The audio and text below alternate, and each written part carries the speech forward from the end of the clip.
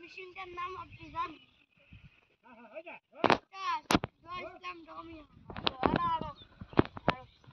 আমার নাম জানেন? আমার নাম মিস্টার নুরুল ইসলাম। ভাই একটা মেশিন কিনছি আব্বা জানো যা কমু আজকে আর সেকেন্ড হ্যান্ড মেশিন কিনছি। আরে ভাই হ্যাঁ এই দুই লাখ পাল্লা